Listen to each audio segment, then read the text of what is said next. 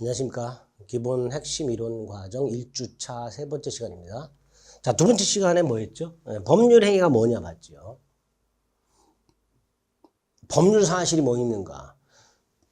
법률 행위는 법률 요건이라고 그랬고요. 법률 요건은 구성하는 법률 사실이 있었죠. 그 법률 사실 중에서 선의 악의, 의사표시와 준법률 행위 구별하는 거, 그리고 준법률 행위 중에서 의사의 통지와 관념의 통지 구별하는 거, 이런 것들 한 세트.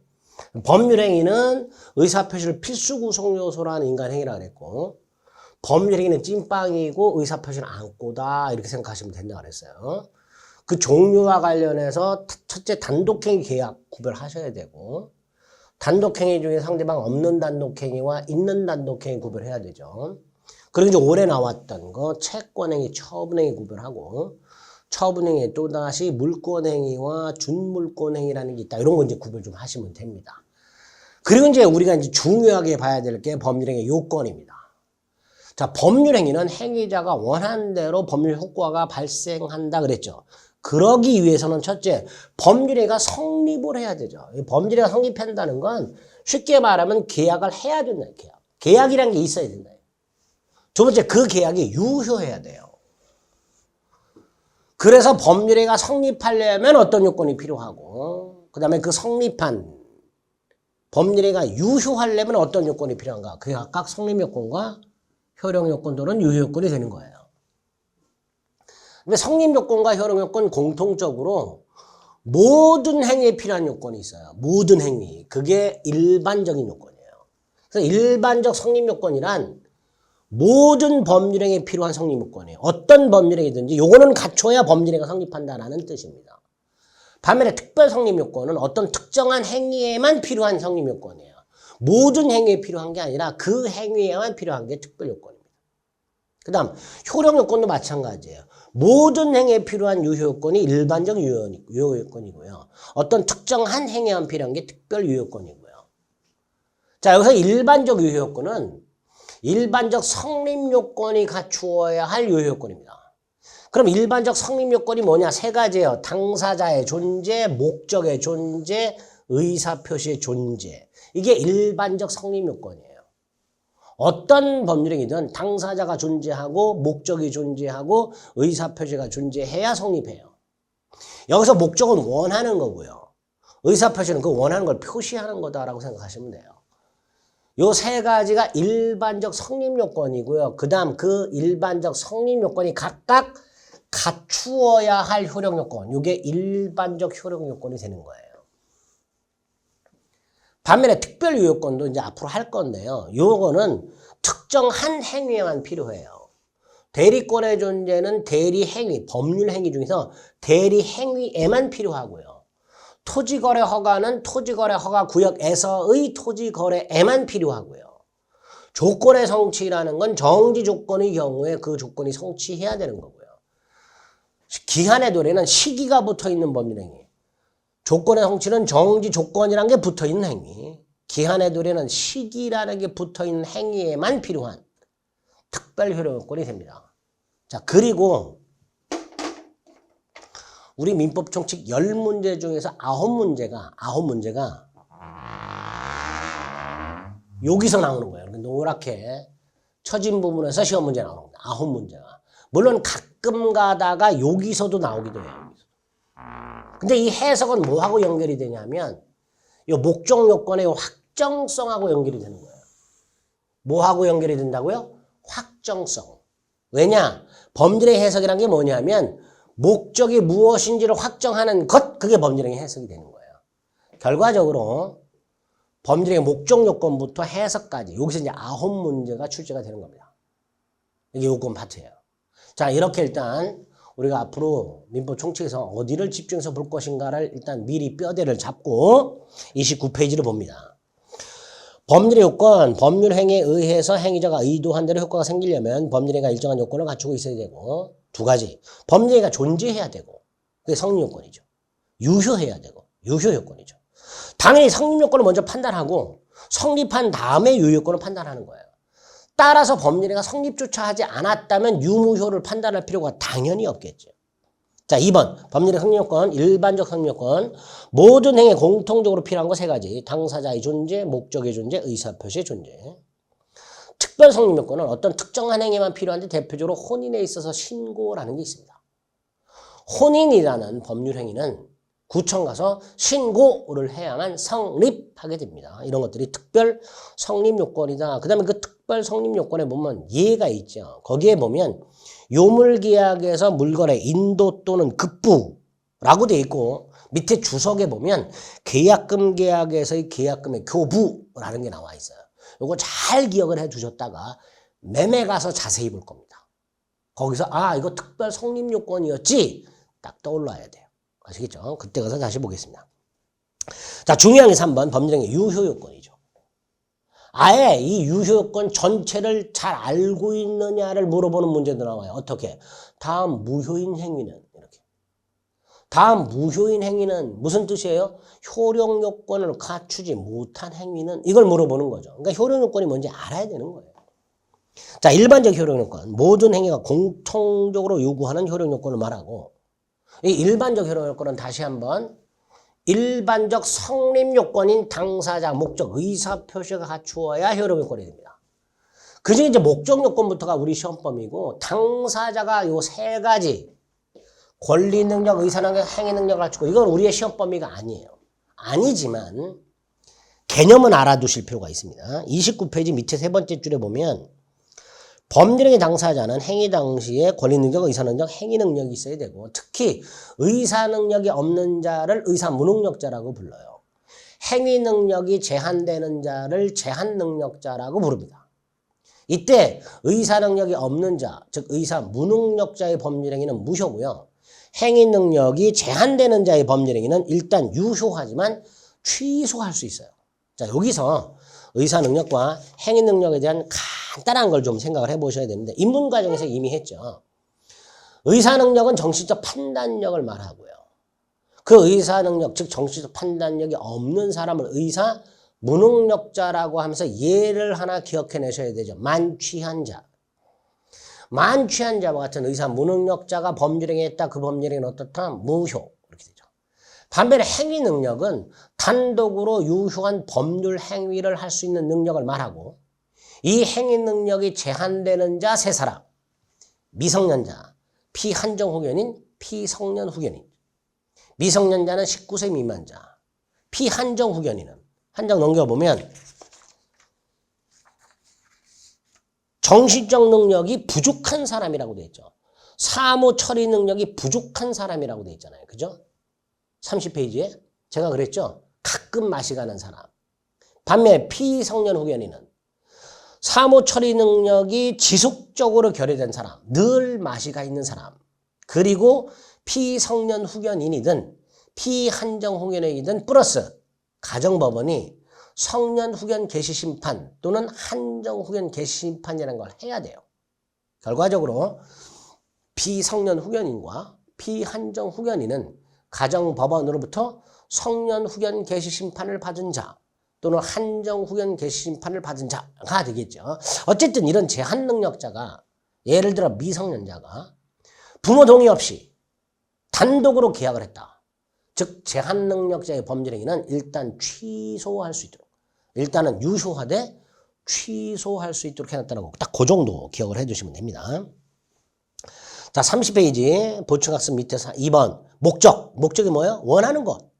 그게 네 가지 요건을 갖춰야 돼요. 앞머리 따서 일단 외웁니다. 확정돼 있고 두 번째 실현이 가능해야 되고 세 번째 적법해야 되고 네 번째 사회적 타당성을 갖춰야 돼요. 요 순서대로 갖춰야 되는 거예요. 확정성을 갖췄다. 그 다음 가능성 갖췄냐? 갖췄다. 그 다음 적법성을 갖췄냐? 갖췄다. 그럼 그 다음 사회적 타당성을 갖췄냐? 갖췄다. 이런 식으로. 그래서 확가적사 이렇게 암기하시면 돼요. 세 번째 요건이 의사표시 요건인데요. 의사표시는 원하는 것 의사와 표시하는 걸로 나눠질 수 있어요. 원하는 게 A야. 그럼 표시도 A를 주세요라고 해야 되죠. 그래야 내가 원하는 A가 내 손에 들어오죠. 근데 A를 원했지만 B를 주세요. 그럼 내가 원하는 걸 손에 못 넣잖아요. 그러니까 원하는 걸 손에 넣으려면 의사 표시가 일치해야 되죠. 또 일치는 하되 하자가 없어야 되는데 이 하자는 사기를 당하거나 강력한 협박이 없어야 돼요. 계약을 할 때 사기를 당해서도 안 되고 협박을 당해서도 안 됩니다. 사기를 당했거나 협박을 당해서 계약을 한 경우 이거를 하자가 있다라고 말을 해요. 그러니까 법률행위 의사표시를 필수 요소로 하는 법률행위가 유효하려면 그 의사표시도 법률행위 구성 요소인 그 의사표시도 정상적이어야 돼요. 그 정상적이라는 게 무슨 의미다? 의사표시가 일치하고 사기나 협박이 없었을 것. 이게 요건이 되는 거예요. 그리고 이제 나머지 특별 요건이 나오게 되죠. 요거는 이제 하나하나 살펴보게 될 겁니다. 자, 30페이지에 하나 암기해 두셔야 될게요. 맨 밑에 가면 대법원 판례가 하나 있습니다. 거기 판례 보면 농지 취득 자격 증명이라는 제도가 나와요. 농지법에 보면 갑소유 농지를 을이 사. 이때 을이 농지 소유권을 취득하려면 농지 취득 자격 증명이라는 게 있어야 돼요. 이때의 농지 취득 자격 증명이 갑과 을 사이에 농지 매매 계약에 특별 효력 요건이냐가 문제가 돼서 대법원까지 간 사건이 있었어요. 여기서 우리 대법원은 이렇게 결론을 내려줍니다. 농지 취득 자격 증명은 농지 매매의 특별 효력 요건이 아니다. 따라서 농지 취득 자격 증명을 갖추지 못한 채 농지 매매를 했다 하더라도 그 농지 매매는 무효가 아니다. 그래서 제가 아까 말씀드렸죠. 다음 중 무효가 아닌 것에서 답으로 나왔던 게 바로 이거였어요. 농지 취득 자격 증명을 갖추지 못한 농지 매매.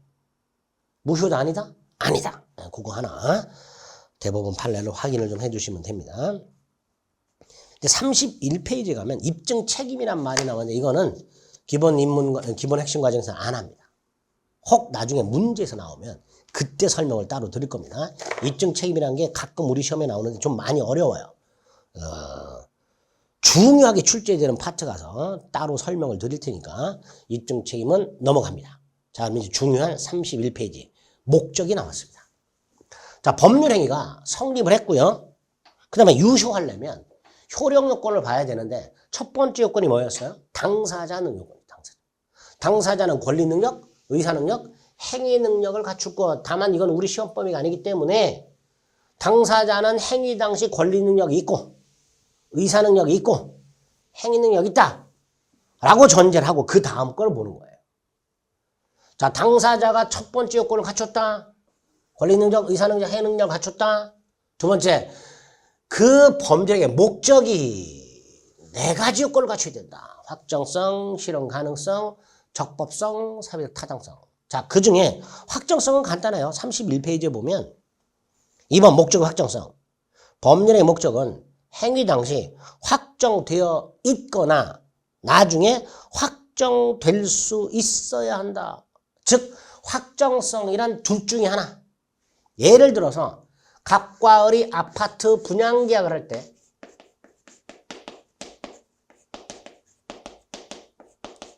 그 분양 계약의 목적 제 몇 동, 제 몇 호를 지정 또는 확정해서 계약을 하는 경우 확정됐죠. 제 몇 동, 제 몇 호가. 또 하나는 계약 당시에는 확정하지 않고 기준만 만들어. 어떻게? 입주 시 전산 추첨한다. 분양계약 당시에는 제 몇 동 몇 호를 확정하진 않았지만 지정하진 않았지만 입주 시 전산 추첨한다는 기준을 만들어 놓으면 즉 확정 기준을 만들어 놓으면 나중에 입주 시점에 확정할 수 있게 되죠.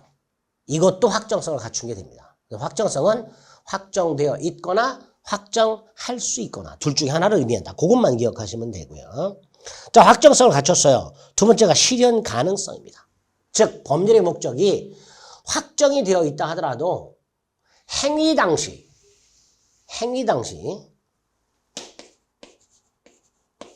실현이 가능해야 돼. 행위 이전 아니고요. 행위 이후 아닙니다. 행위 당시 실현이 가능해야 돼요. 그래서 목적의 실현 가능 여부를 판단하는 기준 시기가 행위 당시이기 때문에 원시적 불능이라는 개념과 후발적 불능이라는 개념이 나옵니다. 원시적 불능이라는 개념과 후발적 불능이라는 개념이 나오는데 이렇게 생각하시면 돼요. 1월 10일 날 갑과 을이 갑소유 A주택 매매 계약을 했다. 즉 1월 10일 날 갑이 을에게 주택 소유권을 넘겨주는 게 가능해야 유효한 거예요. 그런데 1월 9일 날 주택이 화재로 멸실, 그걸 소실이라고 합니다. 화재로 멸실됐다는 걸 소실이라고 불러요. 자, 1월 9일 날 주택이 소실이 됐다면 1월 10일 날 주택 매매계약 당시 이미 갑이 을에게 주택을 넘겨주는 것은 불가능하죠. 이런 걸 원시적 불능이라고 합니다. 이 원시적 불능일 때 계약은 무효가 되는 거예요. 그리고 계약법에 가면, 우리 계약 파트에 가면 계약 체결상의 과실 책임이라는 제도가 하나 나옵니다. 그때 가서 말씀을 드릴 테니까 나중에 계약법 가서 계약 체결상의 과실 책임이란 말이 나오면 원시적 불능 딱 떠오르셔야 됩니다. 그 다음에 후발적 불능은요. 1월 10일 날 주택을 매매할 당시에 주택은 멀쩡했어요. 근데 이게 1월 15일쯤 주택이 소실되는 경우를 생각해 보세요. 계약 당시에는 주택이 멀쩡히 있어서 갑이 이렇게 주택을 넘겨줄 수 있었지만 그 계약 이후에 주택이 소실이 됨으로써 넘겨줄 수 없게 되는 이런 걸 이제 후발적 불능이라 하고요. 후발적 불능인 경우에는 계약 자체는 유효해요. 자, 여기서 어떤 문제가 남아요? 자, 1월 10일 날 주택 매매 계약을 했는데 15일 날 주택이 소실됐으니 갑의 채무는 소멸했죠. 그죠? 주택이 사라져서 갑이 이렇게 주택을 넘겨줄 채무는 소멸한 거예요. 그럼 을의 채무는 어떻게 할 것인가의 문제가 남아요. 을의 대금 지급 채무는 어떻게 처리할 것인가의 문제가 남고요. 이걸 처리하는 제도가 계약법에 가면 또 나와요. 위험부담이라는 제도와 채무 불이행 책임이라는 제도가 나옵니다. 그래서 아까 원시적 불능은 무효라 그랬고 계약법에 가면 뭐가 나온다 그랬어요? 계약 체결상 과실 책임이라는 게 나온다 그랬죠.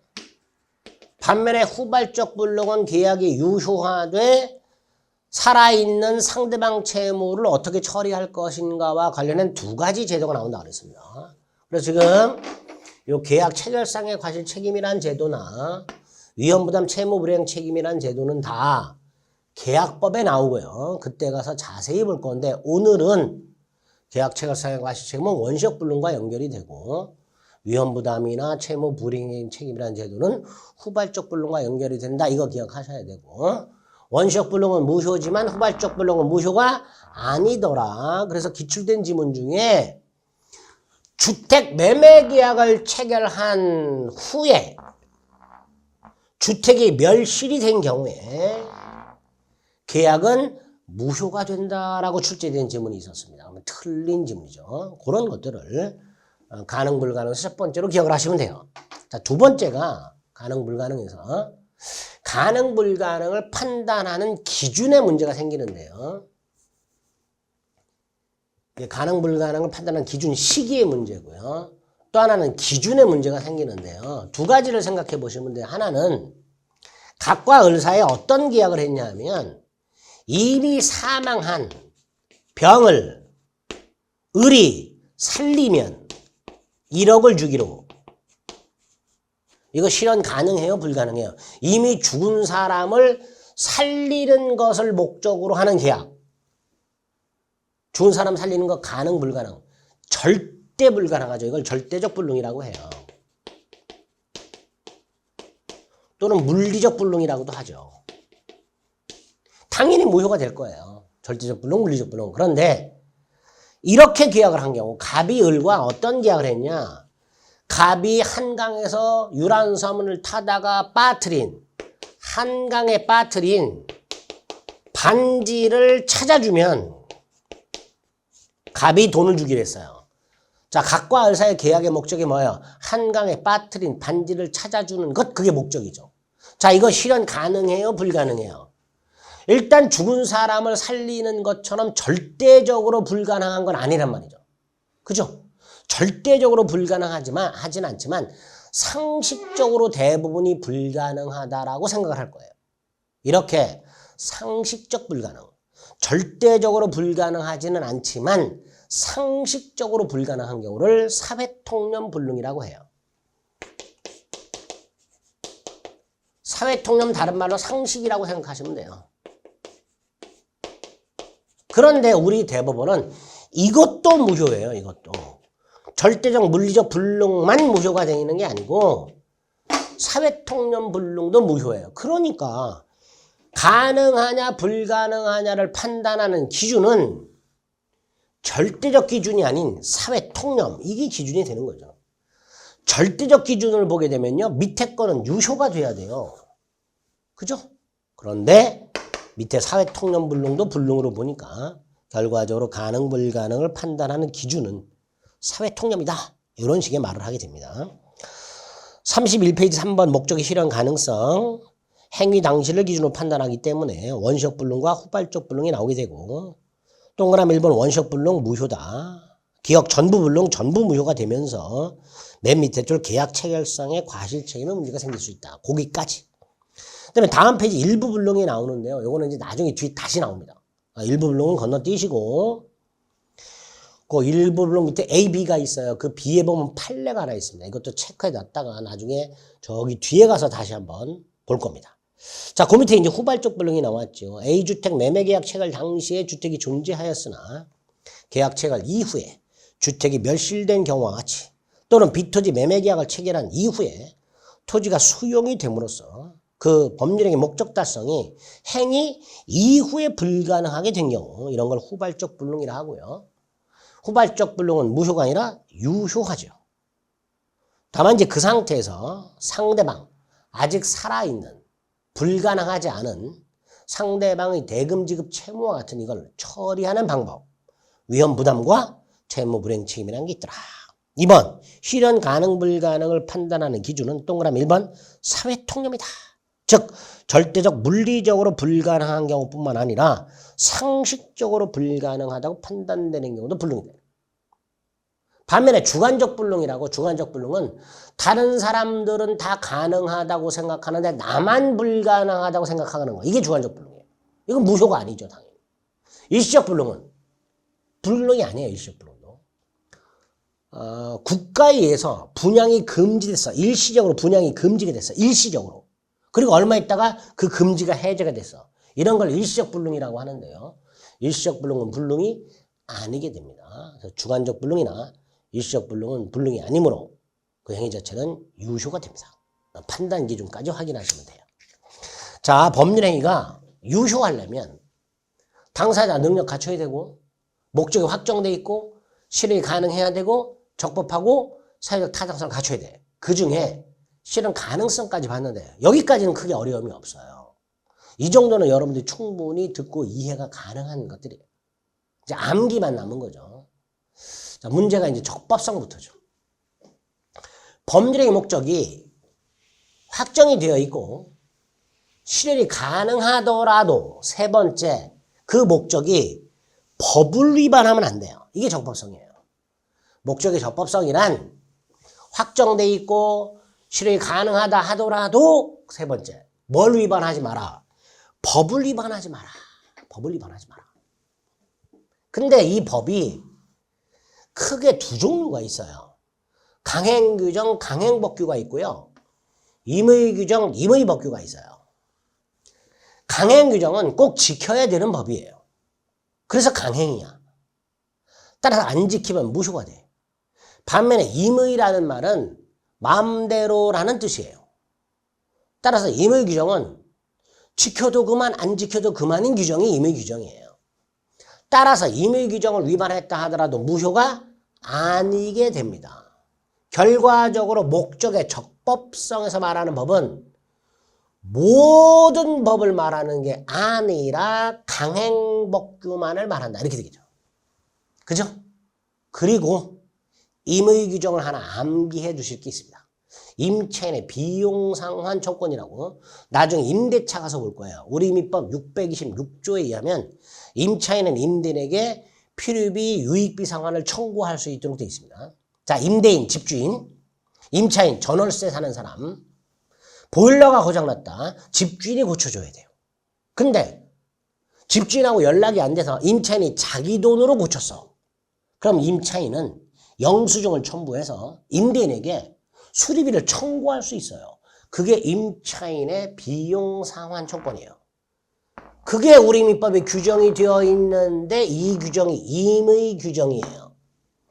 따라서 임차인은 비용상환 청구할 수 있다는 규정을 위반해도 돼요. 뭐라고? 임차인은 비용상환 청구를 포기한다.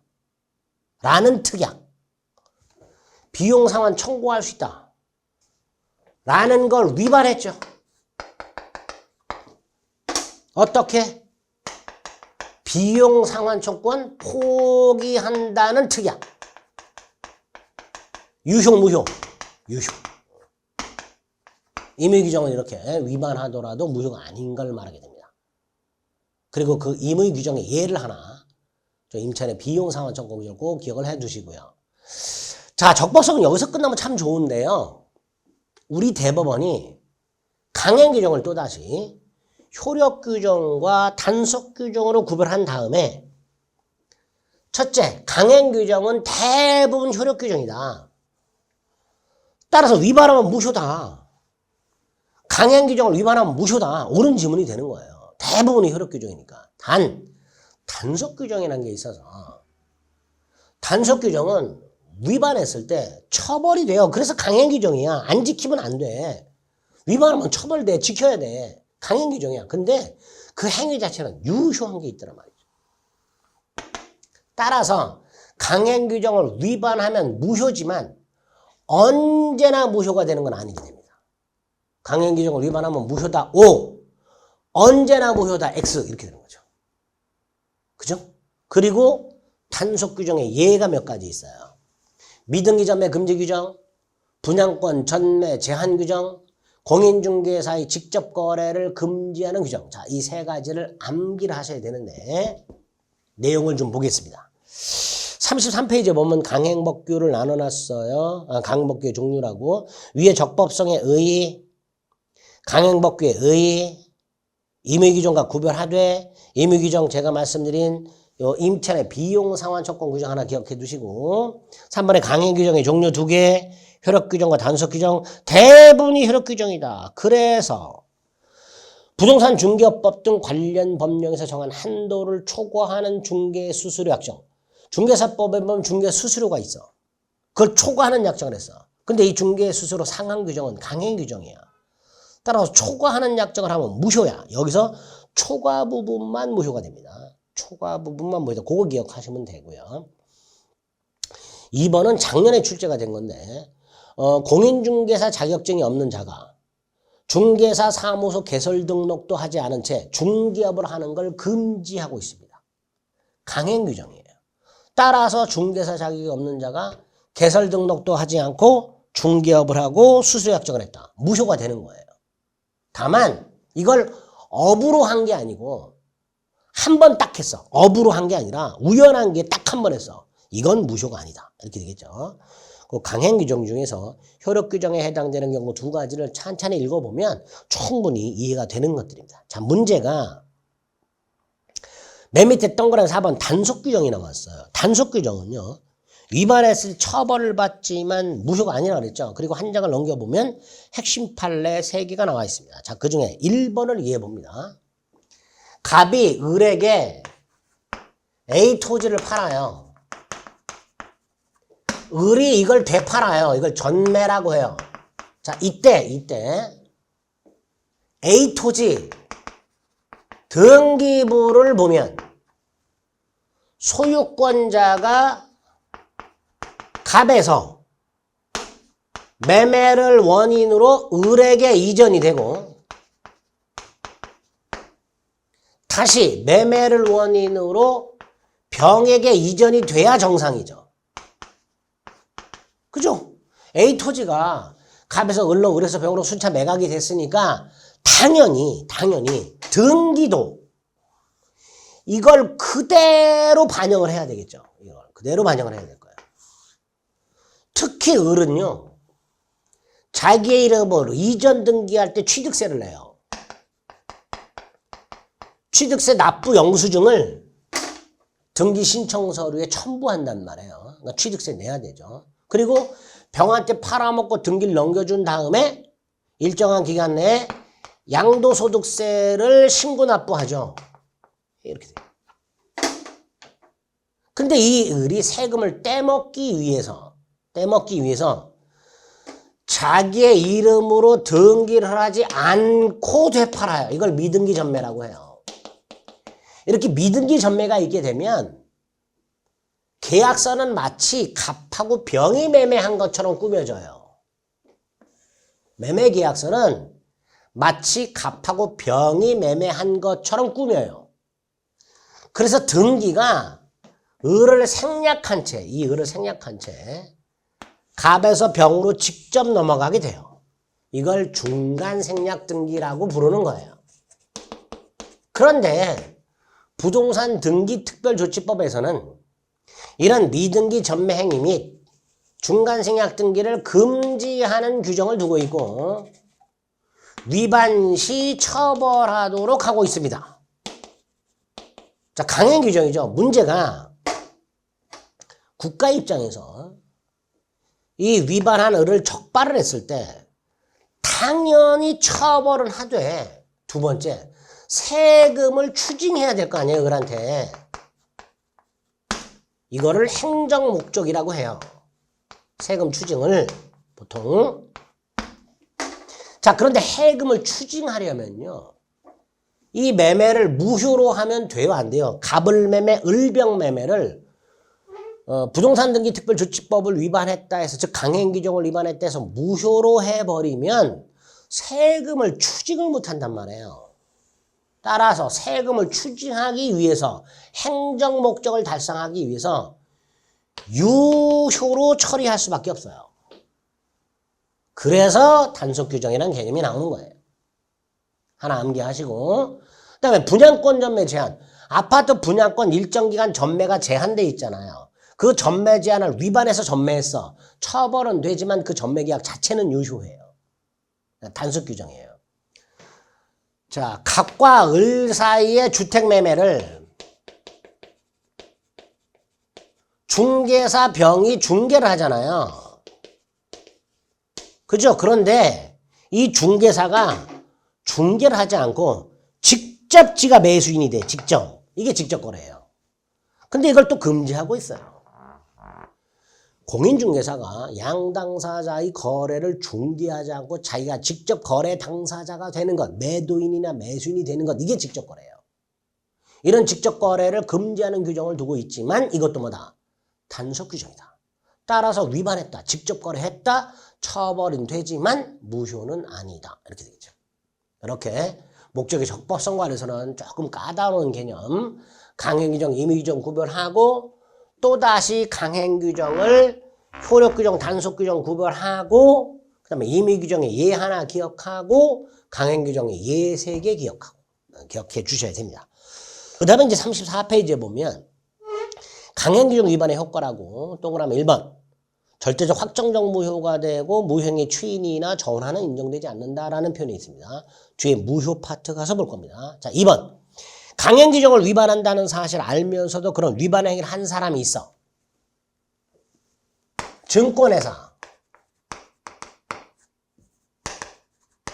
투자자, 증권회사는 투자를 권유하잖아요. 그죠? 그런데 부당한 투자 권유를 금지하고 있어요. 투자 권유는 괜찮아. 근데 부당한 투자 권유는 안 돼. 그럼 이 부당한 투자 권유가 뭐냐? 수익 보장해 주는 거예요. 이게 부당한 투자 권유예요. 수익을 보장해 줄 테니 투자해라. 그러면 증권회사와 투자사 사이의 수익 보장 약정은 부당한 투자 권유를 금지하는 증권거래법을 위반했으니까 무효잖아요. 무효. 무효니까 갑은 수익을 보장해줄 의무가 있다 없다? 없단 말이에요. 근데 문제는 을이 나중에 손실이 생기면 갑한테 따질 거 아니에요. 야, 네 약속대로 수익을 보장해달라. 자, 이때 이 증권거래법 부당투자 권유 금지 규정을 위반한 갑이 먼저 수익을 보장해줄 테니 투자라고 꼬셨잖아요. 이렇게 강행규정을 위반한 자 스스로 말을 바꿔. 내가 너한테 수익을 보장해주겠다고 약정했지만 이 약정은 강행규정 위반으로 무효다라고 갑이 주장을 해. 그럼 물은 뚜껑 열릴 거 아니에요. 왜 말 바꾸냐고. 너 수익 보장해준다고 네가 나한테 얘기해서 내가 그래서 투자한 건데 왜 이제 와서 말 바꾸냐고 다투겠죠. 자, 여기서 우리 대법원 강행규정을 위반한 자 스스로 자신의 행위가 무효라고 주장할 수 있다 없다? 있다. 그게 2번입니다. 강행법규에 반한다는 사실을 알면서 스스로 그런 위반 행위를 한 자가 나중에 자신의 행위가 강행규정 위반 무효라고 주장하는 것 할 수 있다. 허용된다. 핵심 판례. 그렇게 주장하는 것 신의성실의 원칙을 위반한 것이라고 할 수는 없다. 이 신의성실의 원칙 중에 하나가 금반환의 원칙이 있어요. 자신이 한 말을 뒤집는 것을 금하는 원칙. 이게 금반환의 원칙이에요. 갑이 처음에 보장해 주겠다 그랬잖아요. 그랬다가 못 해주겠다고 말을 뒤집잖아. 그럼 이 뒤집는 게 여기에 걸리면 무효가 되는 거예요. 그런데 우리 대법원 여기에 걸리는 거 아니다. 신의성실의 원칙을 위반한 게 아니다. 금반환의 원칙을 위반한 게 아니다. 그래서 강행규정을 위반한 자 스스로 자신의 행위가 무효라고 얼마든지 주장하는 게 허용이 되고 설령 이렇게 주장을 한다 하더라도 그 주장하는 행위가 신의성실의 원칙 중 금반환의 원칙을 위반했다고 볼 수는 없다. 이렇게 판결이 나오게 되는 거죠. 그 다음에 3번하고 4번은 또 이제 다시 뒤에서 볼 건데요. 강행규정 위반 행위의 3번, 네 번째 줄 표현대리가 적용 안 돼요. 4번 비진입 표시 규정도 적용이 안 됩니다. 강행규정을 위반한 행위는 그냥 무효야. 그걸로 끝이야. 따라서 다른 제도, 여기서 나오는 표현대리 제도라든가 비진입 표시 규정은 원칙적으로 그 행위를 유효로 만들어버리는 제도들이에요. 그런데 강행규정을 위반해서 이런 무효인 행위에다가 그 행위를 유효로 만드는 다른 제도를 적용하면 되나 안 된다 안 된다? 안 된다라는 취지예요. 그래서 3번 4번 결론만 강행규정 위반 무효인 행위에다가 표현대리 적용할 수 없고 비진입 표시 규정도 적용될 수 없다. 딱 이렇게 기억을 해두셨다가 나중에 표현대리나 비진입 표시 제도에서 다시 한번 보겠습니다. 그래서 그 34페이지에서 양가로 4번 강행규정 위반의 효과에서 꼭 기억해야 될 것 동그라미 2번. 요거는 지금 꼭 좀 기억을 해 두시기 바랍니다. 자, 목적의 적법성까지 살펴봤어요. 자, 이제 마지막 요건이 뭐죠? 사회적 타당성이죠. 사회적 타당성이란 건 뭐예요? 사회 질서를 말합니다. 법률 행위가 그 행위한 자가 행위 당시에 권리능력 의사능력 행위능력을 갖고 있고 두 번째 그 목적이 확정이 되어 있고 실행이 가능하고 세 번째 법을 위반하지 않았다 하더라도 마지막 사회 질서를 지켜라. 그게 사회적 타당성이 되는 거예요. 사회 질서.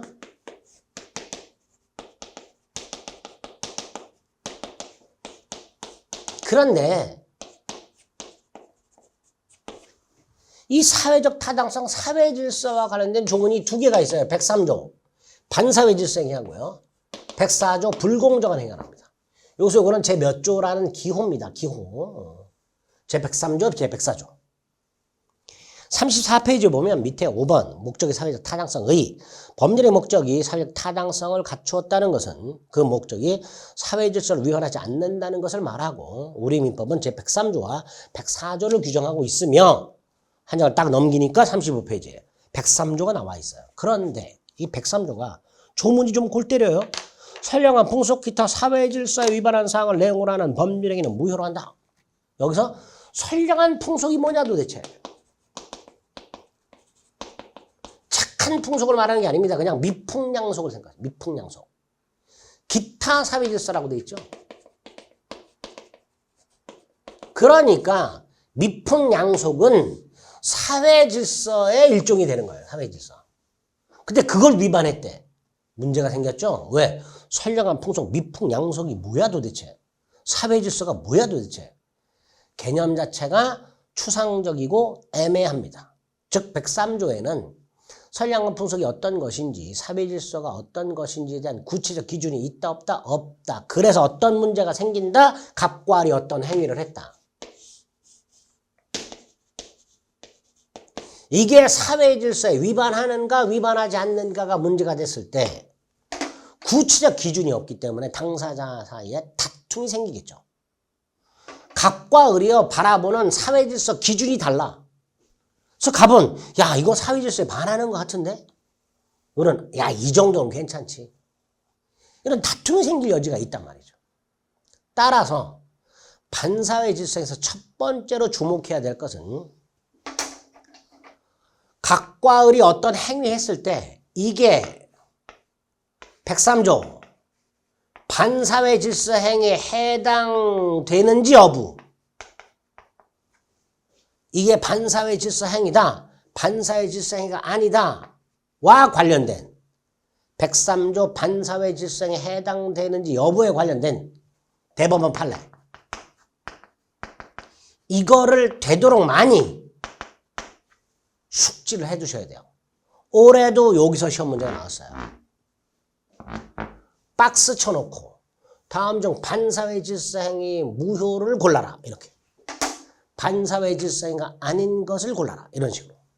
그래서 교재에 나와 있는 반사회 질서 행위와 관련된 대법원 판례. 반사회 질서 행위다.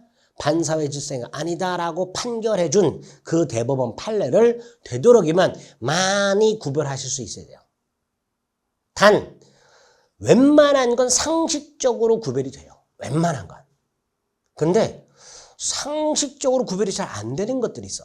이제 그런 것들을 집중해서 출제할 것이고 그런 것들을 좀 집중해서 보겠습니다. 35페이지. 맨 위에 조문이 있고요. 동그라미 1번 반사회 질서행의 의가 있고요. 2번 반사회 질서행의 모습이 있습니다. 우리 대법원이 반사회 질서 행위다라고 판단한 것들을 모아봤더니 크게 세 그룹으로 유형화가 되더라. 크게. 기억. 목적 자체가 반사회 질서적이야. 대표적인 게 살인 청부계약 같은 거예요. 사람을 죽이는 게 목적이야. 이런 목적 자체가 반사회 질서적이죠. 니은. 법률행위 자체는 반사회 질서 행위가 아니야. 갑이 을에게 1억을 주기로 했어.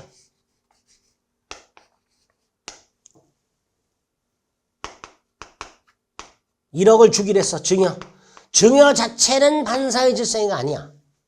그런데 어떤 조건이 붙어 있냐? 둘이 부첩관계야. 부첩관계 유지를 조건으로 1억을 주기로 했어. 근데 이 부첩관계 유지 조건은 숨겨져 있어. 부첩관계 유지 조건은 숨겨져 있단 말이죠. 이런 식으로 법률행위 증여 자체는 반사회 질서적이 아니지만 반사회 질서적인 조건 따위와 결부돼서 전체적으로 반사회 질서 행위가 되는 경우 그게 니은 이렇게 되죠. 자, 세 번째가 표시되거나 알려진 동기가 불법한 경우라고 되어 있는데 이제 여기서 동기의 개념을 좀 잡아주실 필요가 있습니다. 동기라는 것은 법률 행위를 하는 이유를 말합니다. 여러분이 마트나 편의점 가서 어떤 물건을 사. 매매입니다. 법률 행위입니다. 근데 그 물건을 사는 이유가 있을 거예요. 예를 들어서 갑이요. 마트를 가서요. 중식도를 사요. 이 중식도를 사는 이유가 있을 거 아니에요. 그게 동기예요. 뭐 음식을 하려고 사는 경우도 있을 것이고 음식 중에서 특히 고기를 썰으려고 사는 경우도 있을 것이고 그런 이유가 있을 거 아니에요. 갑이 마트에서 중식도를 사는 이유 이게 동기야. 근데 그 동기가 불법한 경우가 있더라. 강도를 하려고 산단 말이야. 강도. 문제는 갑이 마트 가서 강도짓 하려고 중식도를 살 때 이 동기를 상대방 마트에 표시도 하지 않고 마트도 물어보지도 않지요. 왜 사느냐? 안 물어본단 말이에요. 그 말은 동기는 민법에서 원칙적으로 고려 대상이 아니다라는 거예요. 자, 동기는 원칙적으로 민법에서 고려 대상이 아니기 때문에 결국 이렇게 불법한 동기를 가지고 법률 행위를 했다 하더라도 그 행위 자체는 유효가 되는 거예요. 다만 좀 전에 말씀드린 대로 갑이 이 불법한 동기를 상대방한테 표시를 했거나 상대방이 알게 된 경우 이때 문제가 되는 거예요. 이럴 때는 무효로 하겠다. 그게 동기불법이 되는 거예요. 그래서 이것 표시되거나 알려진 동기가 반사회 질서적인 경우도 반사회 질서행위의 유형이 되는 거죠. 보충학습, 동기란 범죄행위 하는 이유를 말한다. 동기불법이란 그 이유가 반사회 질서적인 걸 말한다.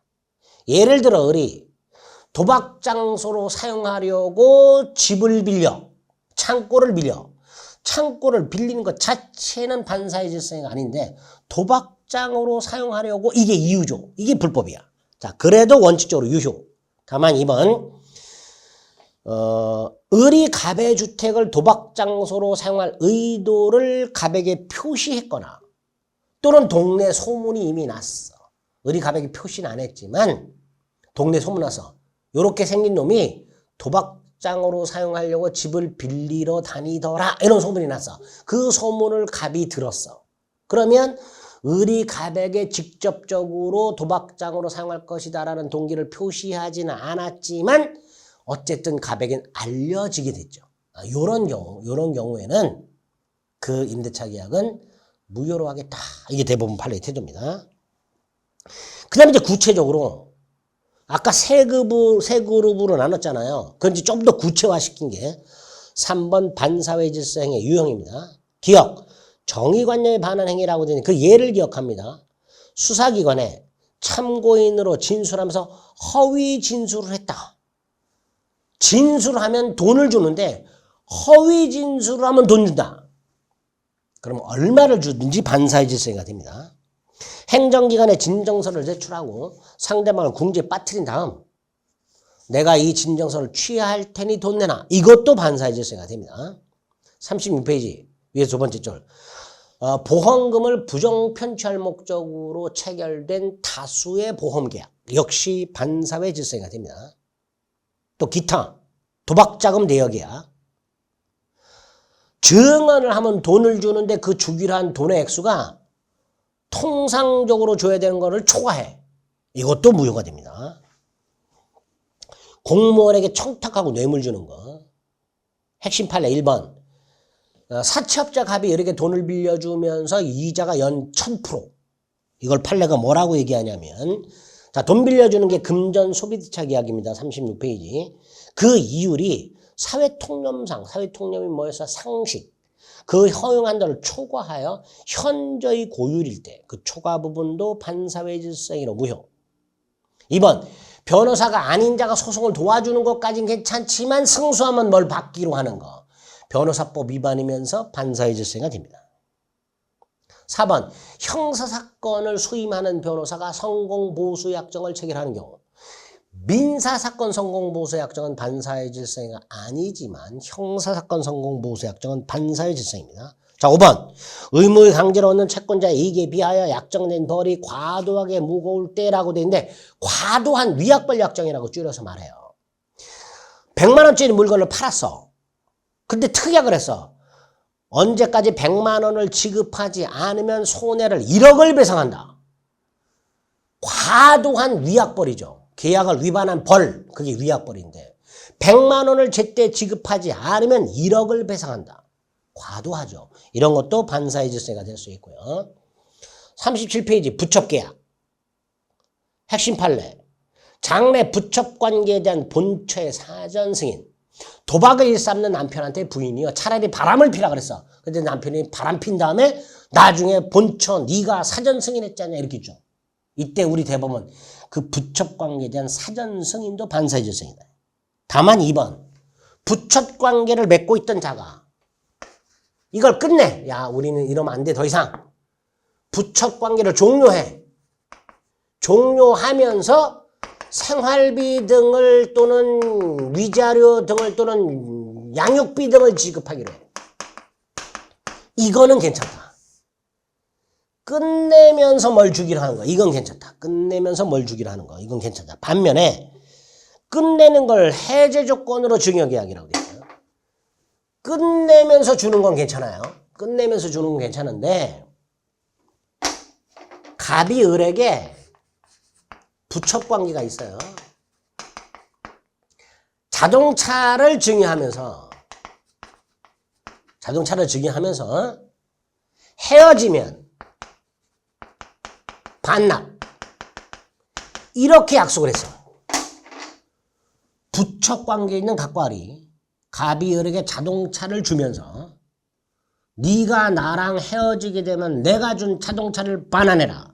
이거를 부첩 관계의 종료를 해제 조건으로 하는 증여라고 말을 해요.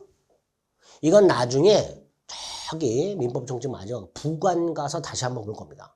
근데 이렇게 계약을 하게 되면 이 전체가 반사의 질성에는 무효다. 전체가. 핵심 판례 2번. 그다음에 디귿에 절대 이혼하지 않는다는 약정 같은 것들, 미음의 도박자금 대여가의 개혁 같은 것들, 도박자금을 갚기로 하는 약정 같은 것들 다 반사의 질서행위인데, 자, 37직구 맨 밑에 핵심 판례가 하나 있어요. 요거 조금 이해를 좀 할 필요가 있습니다. 요거.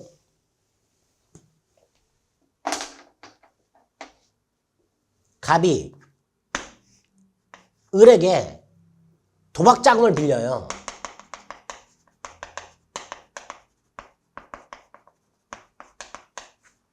자, 얘가 도박 채무자가, 을이 도박 채권자. 근데 도박 자금을 못 갚아. 그러니까 을이 갑을 뭐 파묻고 죽여버리네 많이 협박을 하겠죠. 그래서 갑이 안 되겠다. 야, 내 땅이 하나 있는데 이걸 네가 팔아라. 매각 권한을 도박 채권자에게 줘요. 그래서 도박 채권자가 이 땅을 팔아. 그럼 대금이 나올 거 아니에요. 이 대금을 을이 갑에게 빌려준 도박 채무 변제 충당을 이때 아무것도 모르고 땅을 산 병은 소유권을 취득해야 되잖아요. 그러니까 도박 채권자와 병사의 매매 및 갑이 을에게 매각 권한을 부여하는 거 이건 반사회 질서행위가 돼서는 안 되겠죠. 이건 유효해요. 결국 을이 갑에게 도박 자금을 빌려주는 계약과 매각 대금을 도박 채무 변제 충당하기로 하는 약정 요 두 개만 반사의 질서가 되는 거예요. 그게 맨 밑에 있는 판례입니다. 37페이지 읽어볼게요. 도박 채무를 갚기 위해서 도박 채무자로부터 부동산 매각을 위임받은 도박 채권자가 그 부동산을 팔았을 때 도박 채무를 부담하는 것과 그 변제 약정은 반사의 질서행위로 무효다. 하지만 굵게 되어 있는 거 부동산 처분 대리권을 도박 채권자에게 수여한 행위 무효 아니다. 따라 도박 채권자가 매각하는 행위 여기까지도 무효가 아니다. 그래서 병원 소유권을 취득한다. 이렇게 판결하게 되겠죠. 근데 불공정한 행위는 뒤에서 볼 겁니다. 그리고 아주 중요한 38페이지 반사회 질서행위가 아닌 것들이 쫙 나와 있어요. 이걸 앞으로 이제 여러분들이 암기하셔야 됩니다. 자, 38페이지에 있는 반사회 질서행위에 해당하지 않는 경우는 잠시 시간을 달리해서 다음 시간에 좀 중요한 것들 몇 가지 살펴보겠습니다. 네, 수고하셨습니다.